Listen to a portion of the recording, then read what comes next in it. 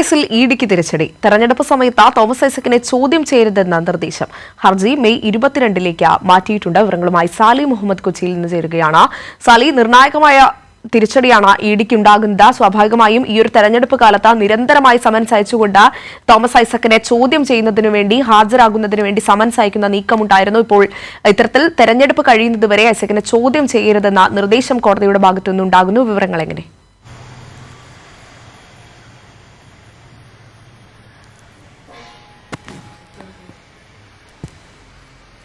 അഞ്ജന, അതായത് തോമസ് ഐസക്ക് ഹൈക്കോടതിയിൽ ഹർജി സമർപ്പിച്ചതിന് ശേഷവും പലവട്ടം ഈ കേസിൽ സമൻസ് അയച്ചിരുന്നു.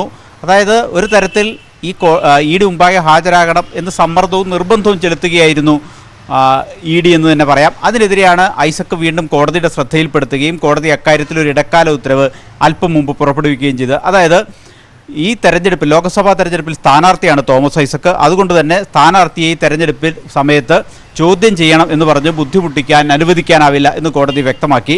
അതുകൊണ്ട് തന്നെ ഈ തെരഞ്ഞെടുപ്പ് കഴിയുന്നതുവരെ ഏതെങ്കിലും തരത്തിലുള്ള തുടർ നടപടികൾ അനുവദിക്കില്ല എന്ന് കോടതി വ്യക്തമാക്കിയിരിക്കുകയാണ്. അപ്പോൾ ഇഡി പറഞ്ഞ ഒരു കാര്യം, അങ്ങനെയാണെങ്കിൽ തോമസ് ഐസക്കിന് എന്ന് ഹാജരാകാൻ കഴിയും എന്ന് കോടതി വ്യക്തമാക്കട്ടെ എന്നുള്ള. അപ്പോൾ കോടതി പറഞ്ഞ ഒരു കാര്യം, ഇപ്പോൾ കോടതി ഒരു ഡേറ്റ് പറഞ്ഞാൽ അത് ഹാജരാകുന്നതിന് തോമസ് ഐസക്കിനെ കോടതി നിർബന്ധിക്കുന്നതിന് തുല്യമാകും. അതുകൊണ്ട് അങ്ങനെ ഒരു തീയതി പറയാനേ കോടതി തയ്യാറല്ല എന്ന് വ്യക്തമാക്കിയിരിക്കുകയാണ്.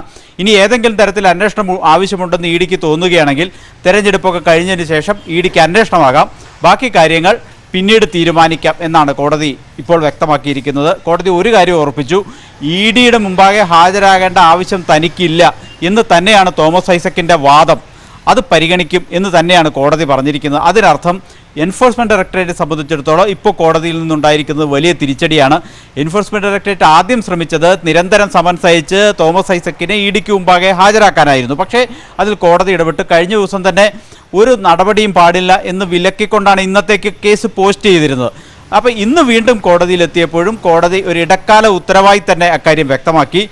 തോമസ് ഐസക്ക് തെരഞ്ഞെടുപ്പിൽ സ്ഥാനാർത്ഥിയാണ്. ലോക്സഭാ തെരഞ്ഞെടുപ്പിൽ സ്ഥാനാർത്ഥിയായി മത്സരിക്കുന്ന ഒരാളെ ഇത്തരമൊരു കേസിൻ്റെ പേരിൽ ബുദ്ധിമുട്ടിക്കാനാവില്ല എന്നാണ് കോടതി ഇടക്കാല ഉത്തരവിലൂടെ വ്യക്തമാക്കിയിരിക്കുന്നത്. അതായത് ഈ തെരഞ്ഞെടുപ്പ് കഴിയുന്നവരെ ഇതുമായി ബന്ധപ്പെട്ട ഒരു തുടർ നടപടിക്കും ഇനി ഇഡിക്ക് സാധ്യതയില്ല.